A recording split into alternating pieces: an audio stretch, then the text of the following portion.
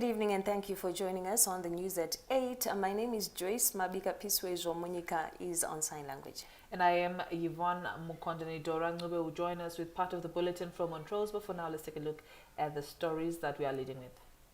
President Emmerson Mnangagwa says the government is ensuring no one will starve in the wake of the El Nino-induced drought.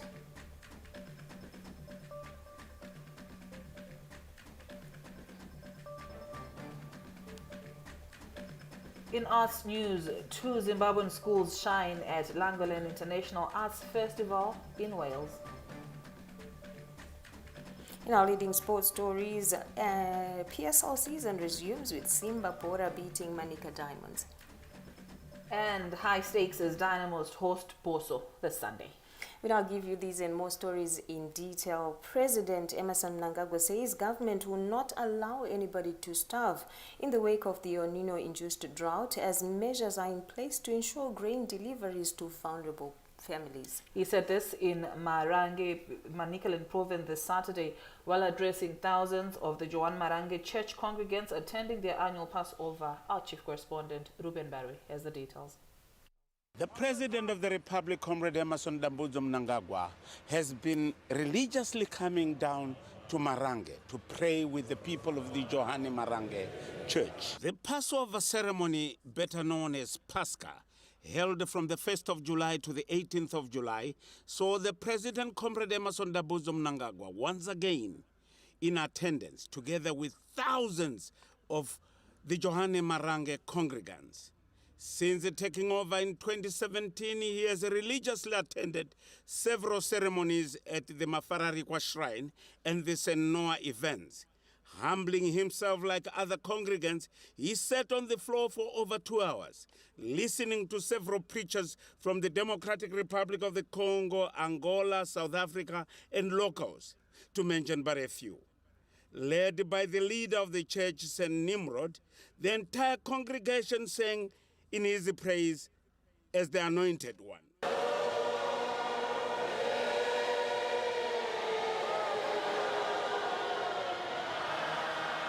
Then it was time for the President, Comrade Emmerson Mnangagwa, to address the congregants. He spoke on the church's mission.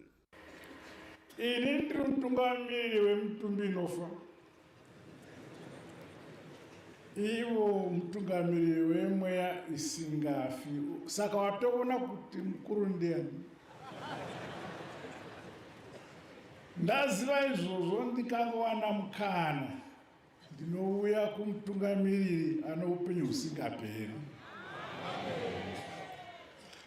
Nezuro ndaive ndiri kuMozambique kwataive nomusangano napurezidendi vaikoko vaNyusi na President weBotswana vaMasisi.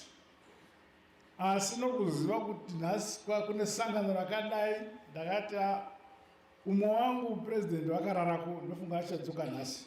Ndakati abodo regai ndinde kuya kwandinoziva kunowedzerwa upenyu tingadya nokumwa nokufara asi upenyu chinhu chikuru. Saka ndau yavo pano kuti zvimwe ndingaendewo nenjonjo roupenyu pano pana St. Noah. Gore rino nyika yedu mvura haina kunaya zvakanaka. Gore rino nyika yedu ine nzara. Asi semutungamiriri wenyu aiwa dura renyika ririko, tina mabazi edu anoshanda mukati mematunhu, hatidi kuti wande mhuri inofa nenzara. Kune hurongwa huripo kubva pasi kukwira kumusoro, vanenge vatambura munonyoresa munowana kutsigirwa nokupiwa chikafu hachitengwi, moita chokupiwa. Founded in 1932 by Muchabaya Momberume, by then just 20 years old in Marange, The founder was baptized as St. Johann. Following his death in 1963, one of his nephews, Abe Memborume, took over. When he passed on, Noah Taguta, the young brother, took over the leadership. And in 2022, he passed on. And Sam Nimrod is the leader of the church today. This is the most important time of this church, the Pascha period. Since he discovered the genuineness, the peace that prevails during this Pascha, he decided to come and worship with the people here. And yearly he has been coming here religiously. Ruben Barwe, ZBC News, Mafararikwa in Maranga. Leaders of the Joan Marange Apostolic Church have described President Emmerson Mnangagwa as a humble, God-fearing leader who is determined to lead the nation towards prosperity. The Joan Marange Apostolic Church has pledged its continued support to the leadership of President Emmerson Mnangagwa, whom they described as a God-fearing leader. Several church priests from across the country and the region commended President Mnangagwa's humility and stance on freedom of worship, saying he has the wisdom to lead the country towards prosperity.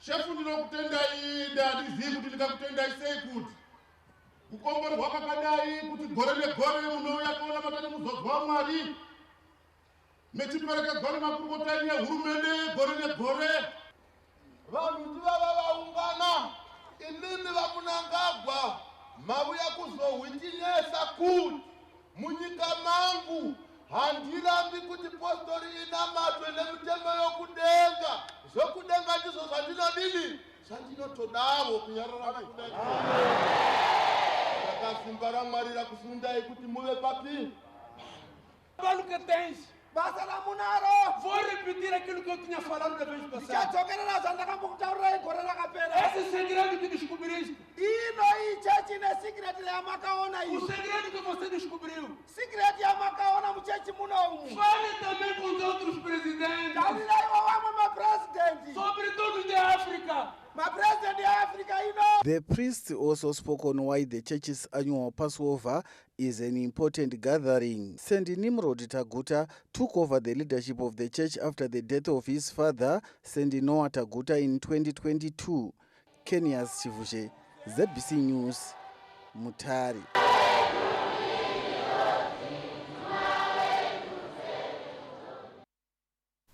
The Second Republic's quest for an inclusive education system continues to bear fruit, with Beitbridge Mission Primary School being the latest to receive computers from the government. This is Peter Ndlovu, a learner with special needs at Beitbridge Mission Primary School. As he sits down, he quickly writes his name on the paper in Braille, which his teacher transcribes. Peter and his peers' main challenge is the manual education system because of their special needs. However, their prayers have been answered after Vice President Kimbo Mohadi handed over laptops to enhance the use of learning tools like the embosser machine for Braille. The donation of these laptops will take a long way in assisting learners with the special needs education. For example, we've got this machine here, an embosser, that needs a laptop so that we can have the printed work or soft copy of the textbooks or the learning content or any reading content in the soft copy. Then it can be transcribed using from the laptop using this embosser. Baba Mohadi, we greatly thank you as a church for your unwavering support, which is indeed a big lesson to many. Matabeleland South Province has witnessed computerization of schools as government upscales its efforts to bridge the digital divide between urban and rural schools. Embracing technology in our schools is an important innovation that many education systems are embracing across the globe. As the country journeys towards a prosperous and empowered upper middle income society by 2030, through the mantra of ilizwe lakhiwa ngabanikazi balo.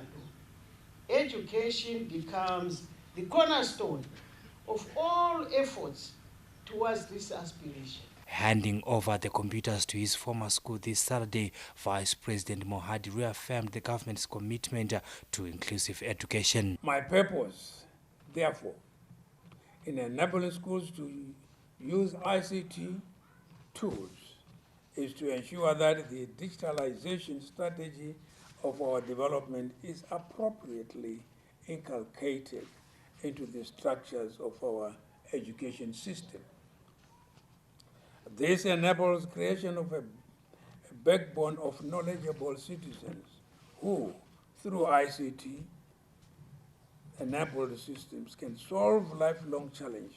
The national focus in education provision within the framework of NDS 1 is centered on heritage-based education 5.0. Apart from the pedagogic approaches to teaching and learning that encourage general literacy and numeracy skills, Education 5.0 looks into results towards innovation and industrialization. The Vice President also toured the new double-story classroom block at the school. Providence Maranelli, ZBC News, Beitbridge. Government is impressed by the thriving wheat crop across the country, with farmers having put more than 120,000 hectares under the strategic crop this winter season. A survey conducted by ZBC News in farms around Harare this Saturday witnessed a thriving wheat crop at various stages of growth. Among the farmers producing the strategic crop is former Anglican Church Bishop Norbert Kunonga, who has put 78 hectares under wheat in Mount Hampden. Kutanga kwaita crop ine tatowane nguva tisinganyanye kushaya magetsi basi pane urongwa uri kuitwa unobatsirwa nehurumende wekuti vekuzesa havangojaira kudzima magetsi. Tinotenda zvikuru neurongwa ihwohwo uri kuitwa nehurumende. Tinotokurudzira kuti vechidiki vatore zvinhu zvakadai vayemure kurima. Kurima kunoda kuyemurwa. Kurima upenyu. Mrs. Kunonga implored young farmers to play a part in feeding the nation. Wheat iri nyore pakurima nekuti tine mvura yacho. Zvekare nyika yedu iri kuda wheat kunyanya. Zvinongoda kushinga kunyanya. Kudyara nenguva. Wapedza kudyara nenguva woona kuti vaisa mushonga wokuti masora asabuda. Woona zvakare kuti wakontrola aphids. Woisa zvakare fertilizer. The government is confident that a national target of 600,000 metric tons will be surpassed. The wheat crop this season is looking very good. It has never been good. If we compare with last year the temperatures were a bit high. And this time, this season, the low temperatures are very good for the wheat crop. The crop, which is at the vegetative crop stage, is looking very well. I think we've had a few instances of frost in Matabele in south and a few areas in Manicaland. But so far, so good. We are anticipating a bumper harvest again from the wheat crop. Government has put in place various measures to ensure a productive winter wheat season, among them ensuring uninterrupted power supplies to wheat farms. Peter Chivima, ZBC News, Mount Hampden. Now shifting our focus to the golden leaf, this year's tobacco marketing season is expected to exceed targets set by the Tobacco Industry and Marketing Board, despite the impact of the El Nino-induced drought. The Tobacco Industry and Marketing Board, TMB, set to deliver a target of 230 million kilograms this year, taking into consideration the impact of the El Nino-induced drought experienced during the summer cropping season. The Tobacco Regulatory Authority has not yet announced the closing date for auction and contract flows, but on day 84 of the marketing season, 221 million kilograms had been delivered, just 8 million shy of the target delivered last year.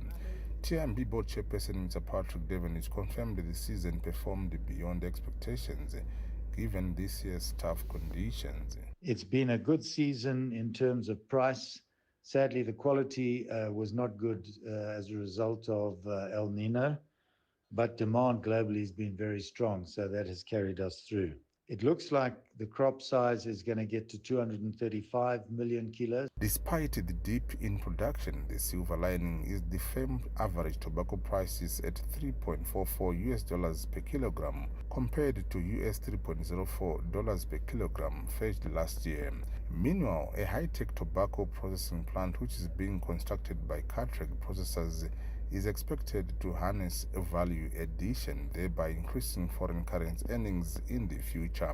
There is a tobacco processing plant which is being constructed, and we hope that is going to help and contribute into the retention of foreign currency into the country rather than exporting labor. We might have a number of people employed in there. At day 84 of the marketing season, the tobacco industry had earned over $760 million compared to $864 million and last year. Owen Mandova, ZBC News, Harare. The national airline Air Zimbabwe is exploring avenues to expand its operations, with its stakeholders citing partnerships and further capitalization as key towards achieving the target. Air Zimbabwe appeared before Parliament's Public Accounts Committee this Friday amid revelations the company seeks to transform its operations. Speaking on the sidelines of the event, Principal shareholder Mutapa Investment Fund Chief Executive Officer Dr. John Mangunja spoke on the roadmap to recapitalization of the national airliner. We're happy with the board and the management strategy, which also takes into account of issues that were raised by Grant Thornton in terms of the strategic direction. So the direction is to ensure that Air Zimbabwe become efficient in terms of operations, providing their customers with the service that they believe and what we believe is good service, and looking at increasing the number of flights between Zimbabwe and the regional destinations. That is, we are looking at Harare. We're investigating ways and means of partnerships, cooperation with other airlines to use these routes which are lucrative. Public Accounts Committee noted that further assessments are required to arrive at requirements for capitalization of the parastatal. We are going to see everything that they have and also try to deal with the issues that were raised by the Auditor General. So on Tuesday, we have an on-site visit, but we have also agreed that on Friday, they must come back with the minister, so that we can then just get to the bottom of this matter. At present, Air Zimbabwe owns 4 Airbuses and is seeking to expand its reach. President Emmerson Mnangagwa is expected to launch the Gukurahundi community hearings in Bulawayo this Sunday. More from the following report. Addressing the media in Bulawayo this Saturday, the Permanent Secretary in the Ministry of Information, Publicity and Broadcasting Services, Mr. Nick Mangwana, said the launch of the hearings will be held at the Bulawayo State House this Sunday, where government ministers and traditional leaders will be in attendance. His Excellency, the President of the Republic of Zimbabwe, Comrade Dr. Idi Mnangagwa, is coming to Bulawayo to launch the Gukurahundi Community Engagement Outreach Program. This initiative, considered to be of a high national importance by His Excellency, the President, will be launched tomorrow, Sunday, the 14th of July, 2024, at the State House in Bulawayo. A number of key ministers whose portfolios have a role in the exercise will be in attendance. These include the Minister of Local Government and Public Works, Honorable Daniel Gare, the Minister of Home Affairs and Cultural Heritage, Honorable Kazembe Kazembe, the Minister of Information, Publicity and Broadcasting Services, Honorable Dr. Jenfan Muswere, the Minister of Labor and Social Welfare, Honorable July Moyo, among others. The program will include the presentation of reports and manuals by the President of the National Council of Chiefs, Honorable Chief Senator Muchane Kumalo. All members of the press with accreditation cards are welcome to the program and are advised to give their details in advance to the Provincial Information Officer on 0715 088 056 for ease of administration. The Gukurahundi outreach program will be led by chiefs. Government says it has put in place adequate financial and material resources to ensure a smooth process of the hearings, which are part of the national healing process. Elandmoy, ZBC News, Bulawayo. First Lady Dr. Auxilia Mnangagwa and the Nigerian counterpart Senator Oluremi Tinubu have made history by becoming the first African First Ladies to be invited to the International Arts and Culture Festival in Slaviansky Bazaar held in Belarus Thursday night.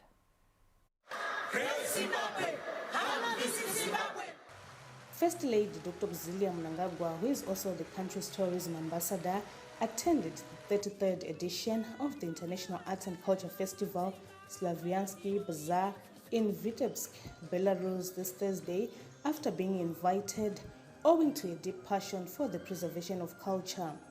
Out of a relentless efforts to preserve the nation's identity and cultural values, Dr. Mnangagwa has initiated various programs like Nanga, Botai Kliba, meant to restore good moral values among youngsters. She is also promoting the consumption of traditional dishes which are highly nutritious and medicinal. Dr. Mnangagwa was invited to the Arts and Culture Festival in her capacity as Zimbabwe's tourism ambassador. Her Nigerian counterpart, Senator Oluremi Tinubu, was also part of the event. It is the first time for the festival to be graced by African First Ladies. Belarusian President Alexander Lukashenko officially opened the prestigious Arts and Culture Festival, an event attended by more than 6,000 spectators, making the arena full to the brim. In his address, President Lukashenko said the event unites people of different generations, religions, and cultures. He added that the Arts and Culture Festival has become a celebration of traditional values and a trademark of the Republic of Belarus. For years, the Music Forum has been promoting cross-cultural dialogue between nations and countries.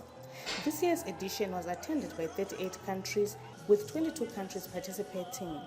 Among the participants was a Zimbabwean traditional music outfit, Echoes of Zimbabwe, which left revelers asking for more. Let's preach unity, the gospel of peace. The Zimbabwean group, which was a balanced one, featured artists drawn from different cultural groups and schools across the country. Put up a brilliant performance showing the country's rich cultural heritage through dances like Jerusalema, Chinyambera, and Dine. Following Ame Mnangagwa's invitation, she was asked to bring along a cultural group which was hosted by the Belarusian government.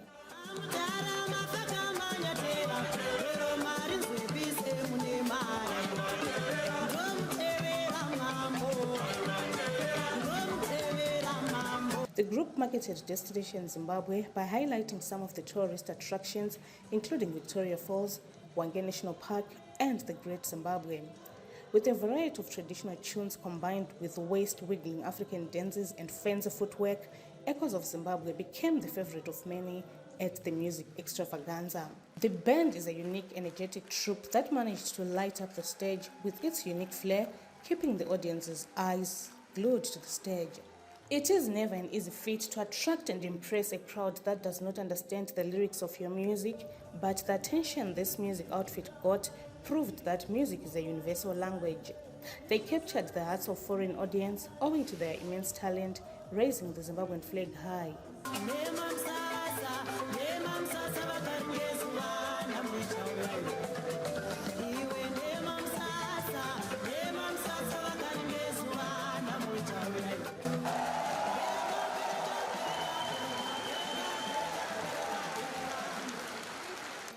Songs like Nema Msasa, Chemtengure, Mudzimudzoka, and Zimbabwe Tinoida, accompanied by the sounds of Osho, Marimba, Ngoma, send revelers into frenzy.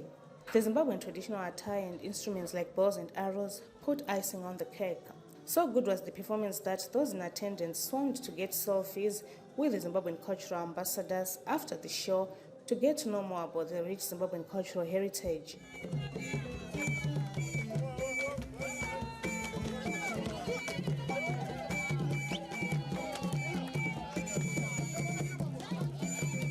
Apart from the echoes of Zimbabwe, several musical outfits from diverse cultural backgrounds also showcased their culture through music and dance.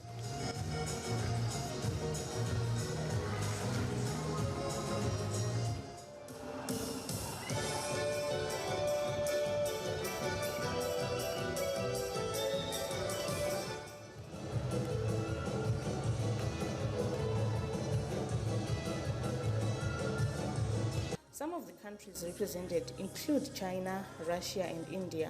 The Slaviansky Bazaar in Vitebsky is a platform where art unites countries and nations. Organized by Belarus and Russia, it was designed to introduce city residents and guests to Slavonic song folklore. The first festival was held in Vitebsky on 18 July in 1992. Since 1995, the festival has been held under the patronage of President Alexander Lukashenko.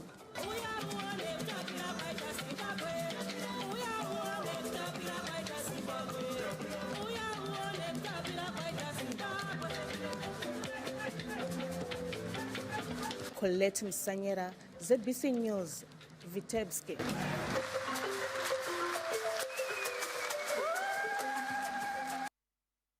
Oh, Yvonne, when you talk of selling destination Zimbabwe, this is it. They touched each and every aspect. They sure Zimbabwe. did, from music to dance to the food. I'm sure it was told through the expression of art. They really sold the Zimbabwean story very well. And yeah, Zimbo, indeed. And well, these and more stories, you can find them on our website. You can visit www.zbcnews.co.zw. You can also engage with us in conversation from Twitter, Facebook, YouTube, as well as our WhatsApp channel. We are ZBC News Online. Still to come in this bulletin.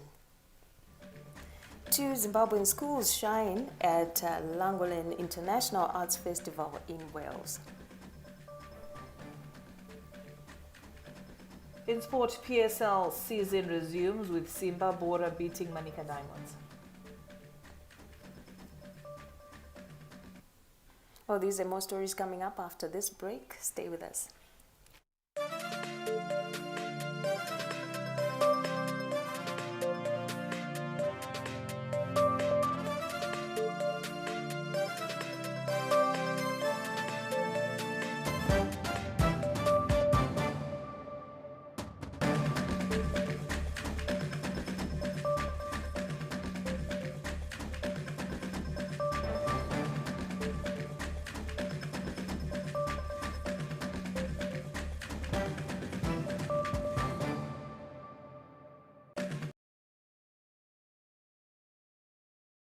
Regular football season is over. What? Yes, it's over. Oh no, no. But not for us here at Supersport. We've got a big deal coming your way. Sorry, that's actually a pretty big deal. Catch all 51 games of Euro 2024. Stay connected to DSTV to watch all the action on Supersport. Zimbabwe, where the sun kisses the earth, lies a world of endless opportunity.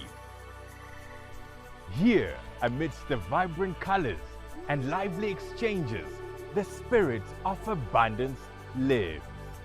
Allow yourself the opportunity to connect and innovate. See the future of your business at the 114th edition of the Zimbabwe Agricultural Show. Filled with ideas, new and radical, that are cultivating prosperity, growing business, innovating for change, and nurturing our future. From agriculture to agribusiness, and from agricultural education to agritourism, every sector finds a place to flourish here, where companies unveil their latest innovations and network with current and potential markets. SAS 2024, where the future of all business sectors is being written today. Gastronomy, yeah, to be traditionally. Tourism written out for Ramon gastronomy. First of its kind gastronomy. Gama vidungo gastronomy. Gama Zimbabwe gastronomy. Covid force gastronomy. Abatizo tikuhosta. Ine tenga tichi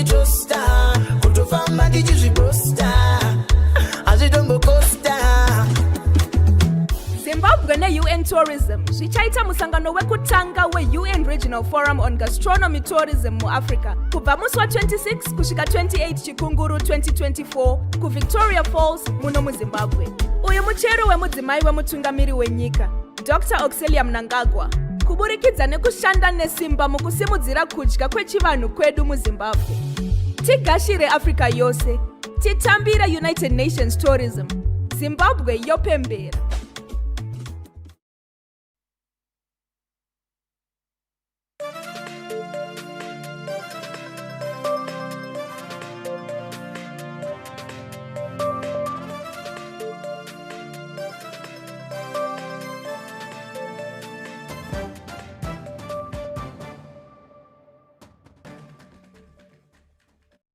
Welcome back.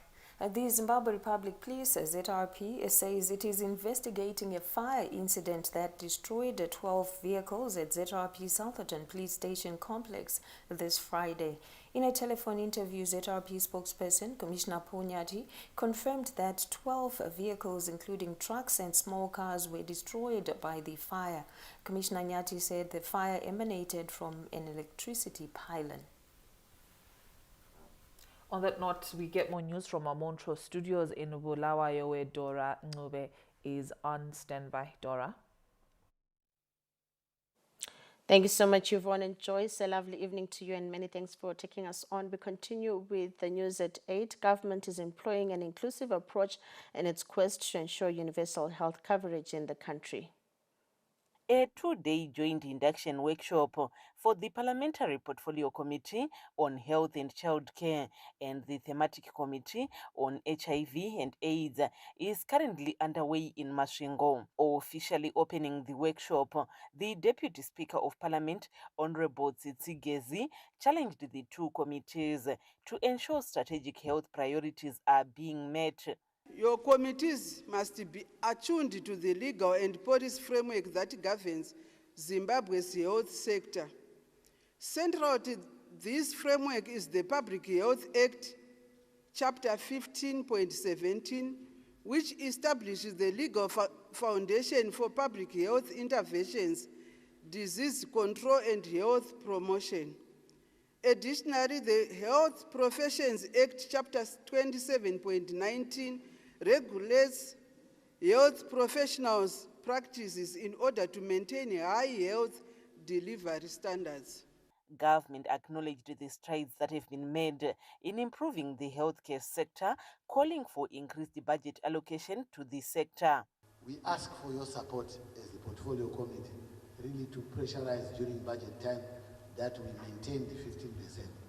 We know times are very difficult, but when we are talking of health, we are talking of life. If we don't have enough health workforce, if we don't have enough infrastructure, if we don't have the tools for use, and if we don't have medicines, we lose lives. And we should not allow any life to be lost. I encourage you all to engage in robust discussions, share the best practices, and develop actionable strategies to address the unique health challenges faced by our communities. The two committees pledged to ensure implementation of policies that promote quality health care. One that comes to mind is the National Health Insurance, which is very important. We are having discussions with the Minister of Health, and next week he has to come before the committee so that he takes that through policy, so that at least Zimbabweans can have better health care. Government is implementing various infrastructure development projects across the country as it seeks to ensure universal health coverage. Ms. Martina, ZBC News, Masvingo. The real estate sector has expressed confidence in the Zimbabwe gold currency as a factor in promoting its growth. The Real Estate Institute of Zimbabwe has held its 79th annual conference here in Kariba, where emphasis was on sustainable development, particularly investment in infrastructure, which gives lives to the future. Deliberations from sector players centered around adoption of environment management strategies, which include full utilization of renewable energy sources, adoption of modern technologies, waste management and recycling, among others. If you look at even the designs of commercial properties, currently the flagship is Eastgate. But as we are coming up with new construction projects, we are actually embracing sustainability in the designs themselves. Real estate companies in Zimbabwe must adopt environmental and social governance policies, respecting the environment, avoiding development in wetlands, and also undertaking environmental impact assessment. As local authorities, we have got environment departments which deals with the issues to do with sustainable development, which mandates developers so that they take into account issues to do with EIAs, which are very critical in terms of social impact, environmental impact, and degradation. The introduction of the new structured currency, the Zimbabwe Gold (ZiG), is expected to enhance the growth of the sector, which is projected to reach a market value of 170.6 billion United States dollars this year. The ZiG has shown stability since its introduction. So from the time it was introduced on the 5th of April up to now, it has been stable. Why? Because its value is anchored on relatively stable assets, or assets with stable values. That is the gold itself. At the end of the day, what we need is low inflation and less fluctuations when we do our rental negotiations. And it also helps in terms of measuring performance of our properties when we report yields, which is a return on the investment, and you've got low inflation, you've got less fluctuation. It's very easy to measure. If there is no stability in the economy, you can see that money will not be flowing, and most people will then hold on to their properties because there's a lot of uncertainty. Government reiterated its commitment towards fostering a conducive working environment that stimulates economic growth. Collaborations between the government and the real estate industry professionals, along with other experts, is crucial for improving our infrastructure and driving economic growth as envisaged by His Excellency Dr. Mnangagwa, pevanenge vachiti nyika inovakwa nevene vayo. The annual conference was held under the theme, The Future of the Real Estate Industry in the Digital Age. Tamuka Charakupa, ZBC News, Kariba. The ZANU PF party says as they continue with their salary restructuring program, new members continue to show interest in joining the ruling party. Addressing an inter-district meeting in Masvingo this Saturday, ZANU PF National Political Commissar, Comrade Munyaradzi Machacha, told party leaders that the salary restructuring program must run concurrently with the mobilization program. Mobilization and recruitment of new members into the party must run concurrently with restructuring.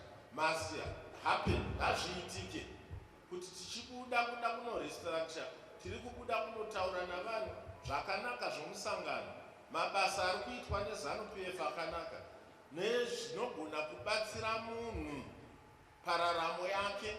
The ZANU PF Masvingo provincial leadership said the cell restructuring program is progressing well across the province. Tiri kuti tichinyora nhengo dzedu dzatagara tinadzo, tiri kunyora zvakare nevamwe vatsva vari kudzoka kumusangano. Kune vamwe vari kuindicata kuti vanoda kujoina, ivavo tiri kuvanyora masero edu. President anoti more of development. It means the business unit iri kuitwa pavillage. Saka vanhu vachasangana kakawanda vachitaura nezveirrigation development. Government assured communities that they will continue distributing food aid in the face of the current drought. Tinovatenda President munguva ino yeEl Nino yezhara kuti vakakwanisa kuti chibagwe chiwanikwe kuno kuprovince kwedu. Chibagwe chirimo zvekare maGMB edu chiri kusengwa chichiinda kumatunhu akasiyana siyana. The ruling ZANU PF party is currently working on cell restructuring program across the country. Ms. Martina, ZBC News, Masvingo. And that's it from us here at Montrose. Yvonne and Joyce, it's back to you. Thank you, Dora. Now taking it on from the capital, Zimbabweans have been challenged to take the national development drive as a collective responsibility for the country to become an upper middle income society by 2030. The Manicaland Province Public-Private Sector Business Interface dinner held in Mutare this Friday emphasized the need for citizens to take full ownership of the national development vision being spearheaded by government. There are a lot of opportunities in Manicaland which us as young people can tap into, and also the private sector and the business sector can converge. Government is spearheading massive infrastructural development initiatives that are part of the economic drivers which Zimbabweans should take advantage of to promote accelerated development. I think we can all bear witness that what we have seen in Zimbabwe in the past 5 years is huge, is massive. The infrastructure development, the stabilization of the economy. We need to push this skills revolution as much as possible and take care of that full range of industrialization. Standing in for Vice President Comrade Kembo Mahadi, Manicaland Minister of State for Provincial Affairs and Devolution, Advocate Mishek Mugadza, reiterated government's commitment to promote policies that lay a solid foundation for economic growth. As government, we emphasize the importance of creating a conducive environment for business to thrive. As we also move towards creating a skilled society that understands the demands of the industry and the community they so serve, we need the support of the private sector to harness ideas and skills of both young people, professionals, entrepreneurs, and innovators. The interface explored vast investment opportunities in Manicaland province that can be taken advantage of by private sector and the local communities to promote economic development.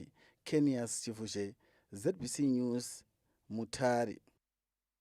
6 women and girls from Wedza, whose video recently went viral on social media in which they were allegedly assaulting a fellow villager, have appeared in court. Let's now get our court update. Accused 2 women, Panish Majangaja aged 22 and Vimbai Mike aged 19, appeared at the Marondera Magistrate Court this Friday alongside 4 girls, 3 of them aged 17 and another aged 16, facing charges of unlawful detention, cyberbullying and aggravated indecent assault charges. Majangaja and Mike were remanded in custody to the 26th of this month, while the juveniles were released into the custody of their guardians. Allegations are that on the 4th of this month, the accused took turns to assault their victim, accusing her of an unspecified offense until she passed out. The victim has to be rendered first aid by pouring water on her before the accused released her naked. A self-proclaimed prophet, Gift Mshonga, has appeared at the Harare Magistrates Court facing 2 counts of rape. Instead of being a blessing and a gift to his community in Maro village, Domboshava, the controversial figure known as Mazibaba Gift Mshonga allegedly betrayed the trust of 2 women, allegedly raping them on separate occasions under the false promise of delivering them from the evil spirits. The Harare Magistrates Court had disturbing allegations this Saturday that the self-proclaimed prophet Mazibaba Mshonga had betrayed the trust of 2 women who sought his spiritual guidance, allegedly subjecting them to rape and sexual exploitation at his shrine, a sacred place of supposed refuge and solace. It is also reported that the first victim had gone to Mazibaba Mshonga on the 9th of this month to be blessed so that she can travel to her rural home safely, but this turned out to be a nightmare after she was raped. The court also heard that the following day, Mazibaba Mshonga allegedly raped another woman at the same shrine. Mazibaba Mshonga was advised to apply for bail at the High Court and will be back in court on the 26th of this month. News at 8 is off to a break. We will be back with arts news. Do stay with us.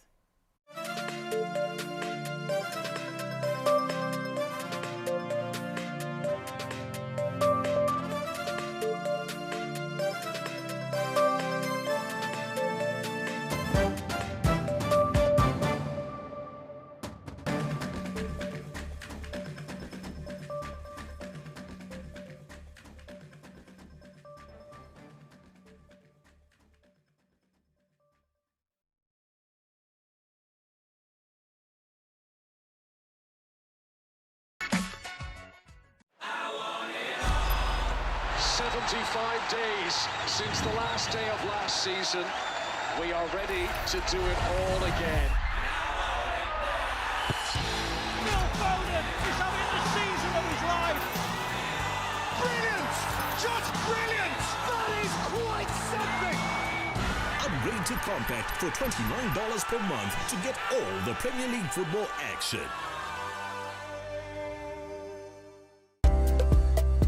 It's the Battle of Zimbabwe Part 2. Catch all the action as the Harare Giants Dynamos take on Bulawayo Giants Highlanders live on ZBC TV at 3 p.m. Advertisers, take advantage of this opportunity to advertise your products and services. Get in touch with Alwyn on 0712 831 175.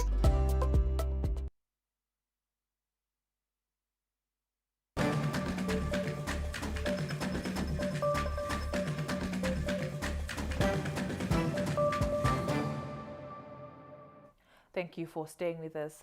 2 Zimbabwean schools shined at the Langolan International Arts Festival held recently in Wales, claiming 2nd and 3rd places. More than 3,000 participants from over 40 countries, including Australia, Burundi, Canada, China, Japan, Tanzania and Zimbabwe, participated at the Langolan this year. Zimbabwe's Pathway Dance Troupe took 2nd place, while Mother Touch Group of Schools scooped 3rd place in the Children's Traditional Folk Dance Group category at the Revered Arts Festival held the past week. The competitions always, it's a great platform where we come together as nations across the world. And this opportunity gives our children confidence, exposure. When we go there representing the nation as Zimbabwe. We'll be raising the flag for Zimbabwe. Zimbabwean schools have been raising the country's flag high at various contests across the globe in areas including robotics, arts and culture, as well as moot court competitions. Patience Nyagato, ZBC News, Harare. Killer T reclaimed a pole position this week on the Radio Zimbabwe Top 20 chart show.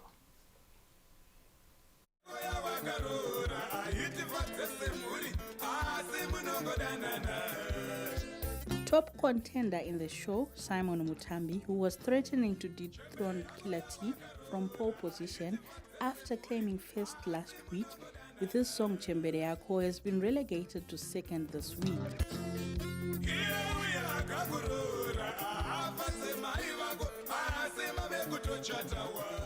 Zunde Chibundu was 3rd with their song Tsamba.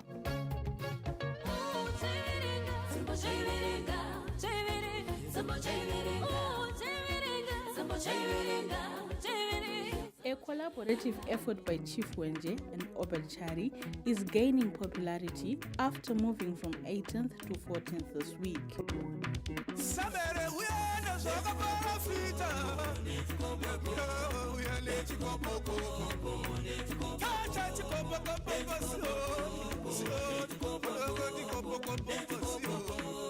A new gospel song, De Nana, by Men of Thunder, joined the chart this week on position 20.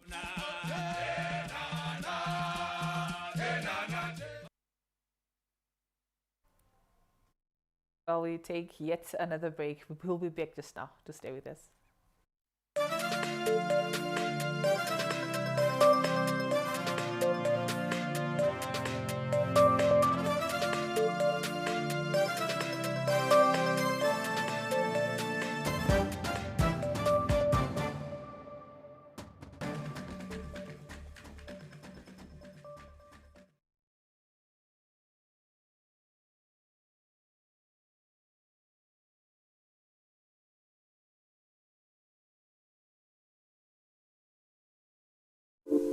In today's fast-paced world, paying in ZIG is not just about exchanging physical cash. It's about tapping into the electronic payment space, where convenience meets technology. On Zimbabwe's stable, safe, sound, and efficient national payment system, Experience seamless transactions at your fingertips, anytime, anywhere.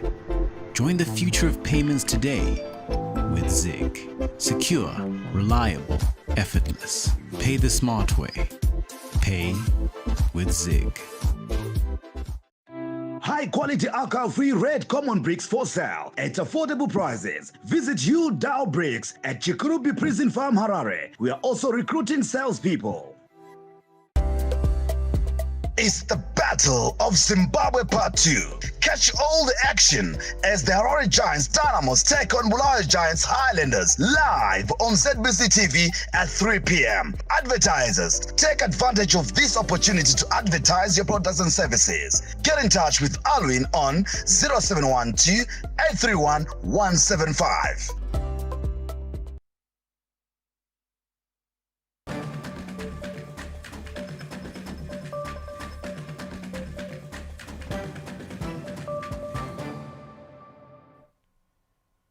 We're back with sport, where the Zimbabwe national cricket team, the Chevrons, have conceded a series defeat after losing to India by 10 wickets at Harare Sports Club this Saturday.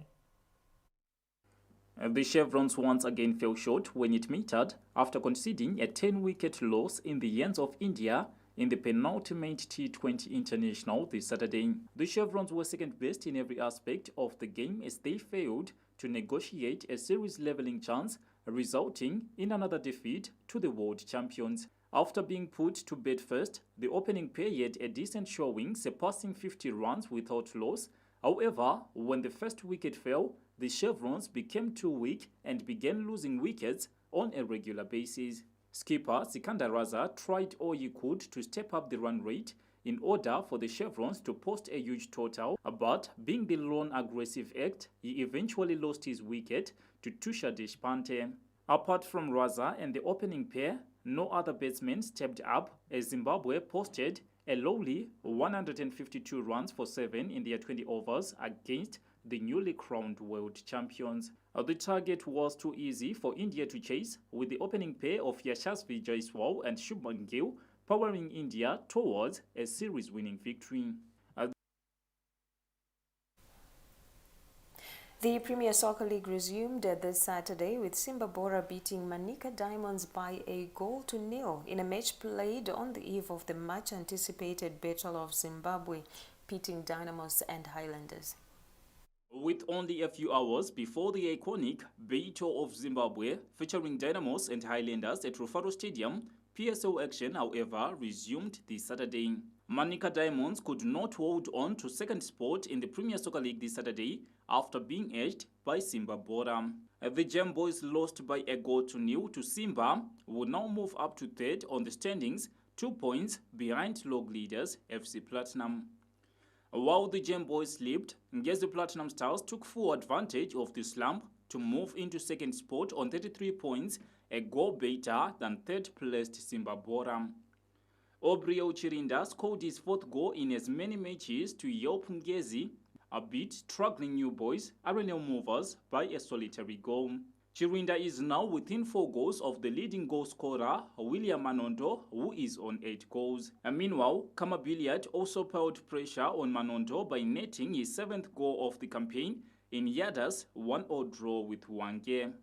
Elsewhere, Bulawayo Chiefs edged Greenfield by 2-1, while Rentals walked away with maximum points after edging Bikita Minerals by a single goal. Action now shifts to the iconic Battle of Zimbabwe set for Rufaro Stadium this Sunday as Dynamos and Highlanders lock horns. Luveve Stadium will host an exciting piece of action as 2015 champions Chicken Inn host Harare Giants Caps United, while Tel 1 FC and ZPC Kariba face off at Bata Stadium. Matchday 18 action concludes at Baobab Stadium as Cheguru Pirates plot to stop log leaders FC Platinum. Reynold Ngwarati, ZBC News, Harare. A grade 2 pupil, Talia Chawanda, stole the show at the Harare Provincial Gymnastics Championships after bagging 3 first-place finishes at an event held at the Hub this Saturday. Paris Olympic Games fast approaching, the whole world is waiting anxiously to see what Simone Biles, the most decorated gymnast of all time, is going to do at her 4th Olympics. While the world is focused on Paris, Zimbabwe might have unearthed the next Simone Biles in 7-year-old Talia Chawanda, who dazzled at the Harare Gymnastics Championships. The great two people grabbed the 3 first-place finishes and the overall gold accolade, showing her total dominance over the sport. The youngster showed some rhythmic movements that had the crowd cheering as Harare held its biggest competition of the year. Her mother, Emma Chawanda, is seeing a future Olympian. This means a lot, and I'm hoping to see Talia grow in the artistic gymnastics, and hopefully she will be able to represent the country in the Olympics. Family support has been cited as a great motivator for athletes. I help her practice at home and drive her everywhere when she has competition, stay with her, make sure that she eats well, she sleeps well, and then she's able to compete. The Provincial Association has also made huge strides in spreading the sport in most schools in Harare. We've got quite a lot of programs running around here in Chitungwiza, in Mfakose, Dzivarasekwa. Yeah, some of those areas we still don't have competitive teams yet, but we are just hoping that in the near future we will actually be incorporating all the districts of Harare. The championship saw kids from as young as ECD level up to high school participating. Lawrence Trisera, ZBC News, Harare. Well, that's all we had for you tonight. Thank you for having joined us from all of us here. Good night. Good night.